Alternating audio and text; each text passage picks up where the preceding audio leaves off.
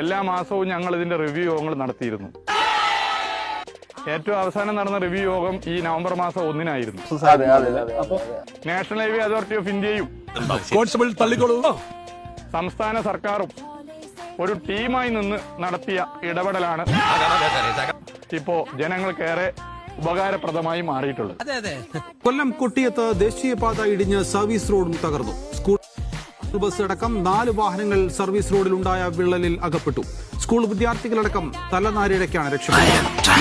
സംസ്ഥാനത്ത് ദേശീയപാതയിൽ ഉണ്ടാകുന്ന നിർമ്മാണത്തിന്റെ അപാകതയിൽ ഉണ്ടാകുന്ന അപകടങ്ങൾ തുടർക്കഥയാവുകയാണ്.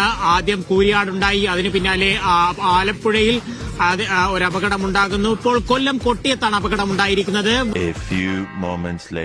ദേശീയപാതയുടെ നിർമ്മാണവുമായി ബന്ധപ്പെട്ട് നിർമ്മാണത്തിന്റെ പൂർണ്ണ ഉത്തരവാദിത്തം നാഷണൽ ഹൈവേ അതോറിറ്റി ഓഫ് ഇന്ത്യക്കാണ്. ഞങ്ങൾക്ക് ഇതൊന്നും മറച്ചു വെക്കാനില്ല. സത്യസന്ധമായ രാഷ്ട്രീയ പ്രവർത്തനം ഞങ്ങൾ